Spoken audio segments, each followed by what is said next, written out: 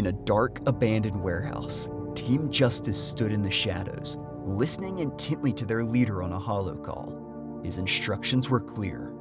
You must capture ghost data on Mew. Go to Cerise Laboratory and do whatever it takes to secure the data. The atmosphere was tense as the call ended, and Team Justice, their resolve strengthened, prepared for their next move.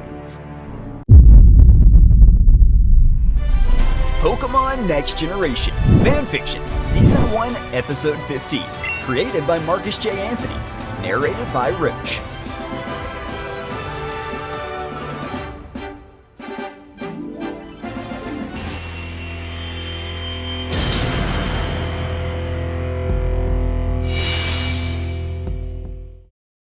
Mark, Rachel, Anthony, and Sergeant Sarah walked through the streets of Vermilion City, still reeling from the unexpected challenge Go made to Mark. But first, they'll be visiting Cerise Laboratory. They soon arrived at Cerise Laboratory, a bustling hub of Pokémon research. Upon entering, they were greeted by the sight of researchers busy at their stations, surrounded by a variety of technology. Professor Cerise, the head of the lab and Go's father-in-law, welcomed the group, while Chloe, Go's wife and a Pokémon evolution expert, stood by his side. Chloe's Eevee quickly approached Rachel's Eevee, and the two Pokémon greeted each other with excitement. The group watched with smiles as the two Eevees played together. However, Go's expression soon grew more serious as he shared his discovery of Mew during the Pokémon War. His words stirred sadness in Sarah and Rachel, both of whom had lost their fathers in the conflict. The mention of the war brought back painful memories they had tried to suppress. The weight of the conversation deepened when Go revealed that Mew, once so familiar to him, hadn't been acting the same lately. He explained that Mew had been inexplicably drawn to Cinnabar Island, though the reason behind this behavior remained a mystery. Mark listened intently, his curiosity piqued at the mention of the island's strange pull. Sensing the need to ease the mood, Chloe invited the group outside to meet the Pokémon living at Cerise Park, which was the large natural reserve attached to Professor Cerise's lab, where the Pokémon could roam freely and live in a more natural environment. The group entered Cerise Park, the fresh air and open space providing the perfect environment for their Pokémon to enjoy some freedom. Rachel's Eevee immediately darted off to play with Chloe's Eevee, the two Pokémon dashing across the grass in a joyful game of chase. Meanwhile, Mark, Anthony, and Rachel brought out their own Pokémon to join the fun. Mark's Geodude Rocco hopped toward him with uncontained enthusiasm, accidentally tripping Mark with a playful bump. The group laughed as Mark hit the ground, grinning as he pulled himself back up. Sarah brought out her striking Electabuzz, which brought back memories to when Mark was attacked by the large, shiny Skarmory before he became a trainer. When Mark released Ray from her Pokeball, she was quickly approached by a curious Raichu. The electric mouse circled Ray with a thoughtful expression, as if recognizing Ray but unsure from where. Ray looked up at the larger Pokemon with wide eyes, uncertain but calm. Anthony, standing off to the side, cast a brief, unmistakable glare at Darius. Noticing the tension, Rachel tugged at his sleeve and whispered, "What's your problem with Meowth?" But before Anthony could respond, their attention shifted as three of Go's Pokemon bounded into view. Cinderace, Inteleon, and Grookey approached the group. Grookey, full of energy, leapt onto Mark's head and tapped him playfully with a stick. Rocco, still eager for attention, wrapped its stony hands around Mark's leg, causing him to stumble and fall once more. Laughter erupted again as Mark, caught off guard, found himself on the ground for the second time. Cinderace trotted over to meet Charlie. The two fire types exchanged friendly glances, their mutual respect evident. On the other side, Inteleon approached Dratini, staring down the small dragon with quiet curiosity. The park was filled with energy of the Pokémon as they all interacted, forming new bonds. As the group spread out, Chloe and Rachel took a long walk along a quiet path, their Eevees following closely behind. Chloe turned to Rachel, curious if she had thought about what evolution she wanted her Eevee to undergo. Rachel admitted that she wanted her Eevee to decide when the time came. Chloe smiled, recounting the journey she had shared with her own Eevee. She revealed how it had chosen to remain unevolved, a decision that helped Chloe realize that staying as an Eevee was just as valid an option. Inspired, Rachel considered this for her own Eevee, appreciating the freedom she could offer her Pokémon. Chloe also shared stories from her time participating in Pokémon contests, which Rachel found fascinating. The two then began training together, the Eevees practicing alongside them in the sunny park. Over by the river, Anthony stood silently, feeding rare candies to his Magikarp. He watched as the Pokemon happily gobbled them up, but the tension from earlier lingered in his expression. Sarah, noticing the brief glare he'd given Darius, approached him. She leaned in, her voice low, and asked if something was on his mind. Anthony paused before speaking, hesitating as he glanced over at Darius. After a deep breath, he asked Sarah to keep a secret. He then confessed that he hated Meowth and Persian, a dislike rooted in an incident from his childhood. A vague memory lingered of being attacked by a Persian, an event that left a scar on his back and a deep fear within him. Over time, that fear had turned to hatred, especially after the crimes Giovanni had done with his Persian. Anthony revealed that when he first met Rachel, he pretended to not know about Steven's death, but in truth, he knew one of the Pokemon responsible was Giovanni's Persian. His voice quiet, Anthony revealed that he loathed both Giovanni's Persian and the Meowth that had spent years chasing after Ash's Pikachu. He didn't want to upset Marc or Rachel, as they were the first friends he'd ever had in his 17 years, and he feared how they might react if they knew. Sarah gave him a kind but firm look, before offering advice her father once shared with her before he passed. She told Anthony that harboring hatred was like carrying a weight that only slowed him down. Her father had always believed that letting go of the past was the key to moving forward, even when it hurt. She reminded Anthony that his friends cared about him and wouldn't want him to suffer in silence. By being honest with them, he might find that they could help him heal from the pain he had been carrying for so long. Anthony listened, her words resonating with him, though he wasn't sure if he was ready to share everything with Marc and Rachel. He felt a bit lighter, knowing that he wasn't alone in his struggle. Meanwhile, Marc and Go had wandered to a more secluded area of the park. Go spoke quietly, sharing his concerns about Ash's recent disappearance. He feared it was linked to something darker, a larger evil at work. Mew seemed to sense it too, Go explained, growing increasingly disturbed in the recent weeks. Marc nodded, taking in the weight of Go's words. Marc's heart skipped a beat as Go turned to him with a confident smile. It's time for our battle, Go said, his voice carrying a sense of anticipation. The group quickly regrouped, with Sarah eagerly observing.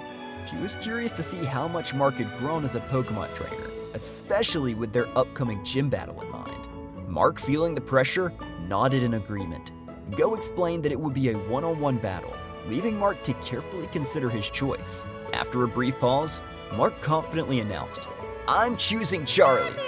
His trusty Charmander appeared in a flash, flames flickering at the tip of her tail as she took a determined stance ready for action. To everyone's surprise, Go chose Grookey, a grass type, seemingly at a disadvantage against fire. However, Grookey stepped forward with a confidence that belied its small size. Only then did they notice the shimmering necklace around Grookey's neck, adorned with an Everstone. Go's Grookey was still in its first stage, was as experienced as any fully evolved Rillaboom. The battle began, with Go calling the first move. Grookey dashed forward, using Branch Poke with blinding speed. Charlie leapt back, narrowly avoiding the sharp strike. As it landed, Charlie spat Ember toward Grookey, but Grookey spun its stick in front of it, deflecting the embers in a whirlwind of motion. Grookey leapt into the air, flicking its stick as Sharp Leaf shot towards Charlie. The Razor Leaf sparkled in the sunlight. With a quick breath, Charlie exhaled a thick cloud of smokescreen that enveloped the battlefield. The Razor Leaf attack sliced through the smoke, but it was harder for Grookey to see its target clearly. Out of the smoke, Charlie launched itself at Grookey with a powerful Metal Claw attack. Go's expression turned serious. Grookey, Woodhammer, now! Grookey's stick glowed bright green as it summoned its most powerful attack. Charlie, use Dragon Breath! Charlie unleashed a blazing stream of blue fire directly at it. The two attacks collided in midair, just as the intensity of the battle reached its peak. An ear-splitting alarm echoed through the park. A flashing red light appeared on the side of Cerise Laboratory. The gang quickly gathered together, realizing something was terribly wrong. The group rushed back to Cerise Laboratory. Inside, chaos had erupted. Professor Cerise and his staff were pinned against the walls by the psychic group of Drowsy from Team Justice, who stood at the center of the lab with eyes glowing menacingly.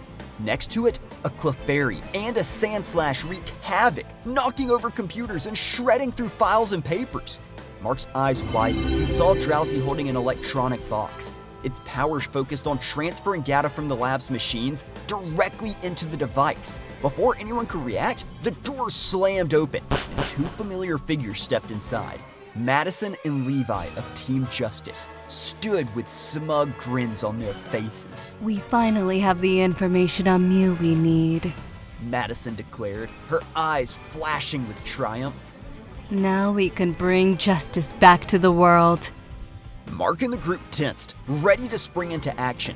Ghost Cinderace was already poised for battle, fire blazing at its feet. But before it could make a move, Madison and Levi activated jetpacks strapped to their backs. In an instant, they soared into the air, blasting through the lab doors and out into the park. Without hesitation, the group sprinted after them, racing outside in pursuit. The sound of jetpacks roared through the air as Madison and Levi flew towards the glass ceiling of the park, Drowsy preparing to smash it with psychic power. Out of nowhere, Scizor ambushed Team Justice, its claws gleaming in the sunlight. With blinding speed, it struck all three of them in midair, sending them tumbling down to the park.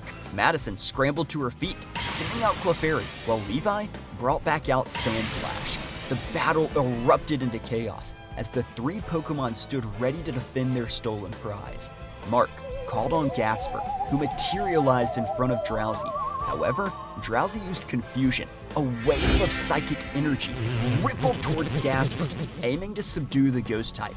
But Gasper cackled and phased out of the attack, dodging it entirely. Gasper charged a Shadow Ball and launched it towards Drowsy. The attack hit squarely, sending Drowsy staggering back. Meanwhile, Cinderace faced off against Clefairy. Clefairy twirled and sent a barrage of metronome attacks, the randomness of the moves keeping Cinderace on its toes. A sudden thunderbolt crackled towards Cinderace, but with nimble footwork, the fire Pokemon dodged and launched itself into the air with a powerful Pyro Ball. The flaming projectile struck Clefairy hard, knocking it off balance. Out of nowhere, Sandslash dived over Sarah, and Electabuzz was too far away. Ghost suddenly leapt in front of Sarah, shielding her from the descending sharp claws. Rocco soared in front of them, taking the attack using Iron Defense. Rocco then used Rock Throw, but Sandslash deflected the stones with ease. Sandslash launched into a rapid rollout, spinning across the battlefield with brutal force. Rocco braced itself, enduring the blow, but showing signs of fatigue. Sandslash's momentum grew as the attack continued, forcing Rocco into a corner. Marc clenched his fists, sensing that Rocco was struggling. Suddenly, Rocco's eyes glowed with a fierce determination. As Sandslash came barreling toward it for a final hit, Rocco's form began to shimmer and expand.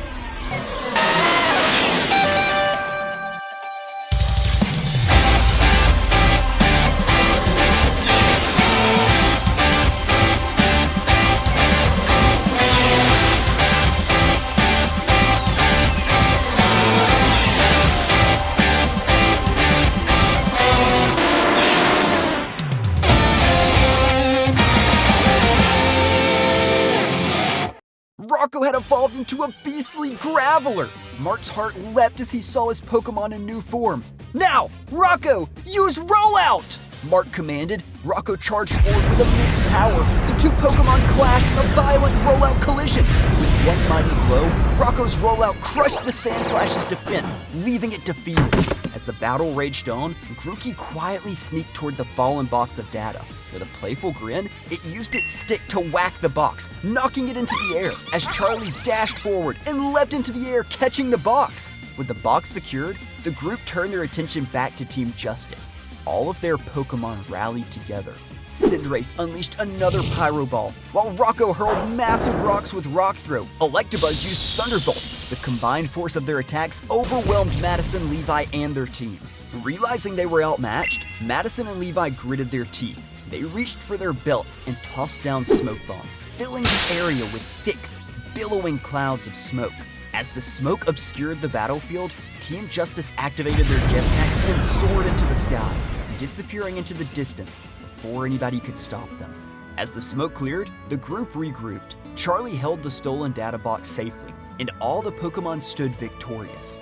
Though Team Justice had escaped, the group had successfully recovered the data and foiled their plan. For now, the mystery of Mew would remain safe. With the battle over and Team Justice having fled, Professor Cerise approached the group with a sense of relief. I can't thank you all enough. You've protected valuable research and data. Rocco, still as affectionate towards Marc as a graveler, rolled towards him, but his eagerness caused this gentle roll to form into an intense rollout. Rocco bashed into Marc, sending him flying and crashing into the river. Marc's soaked head popped out of the water, and the group laughed as he swam back to land. Sarah stepped forward with a determined glint in her eyes. She crossed her arms and looked directly at Marc, a confident smirk playing on her lips. I can't wait to see how you handle yourself in our gym battle, Marc.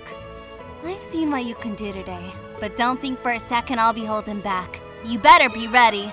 Marc met her gaze, feeling the excitement of the challenge rise within him.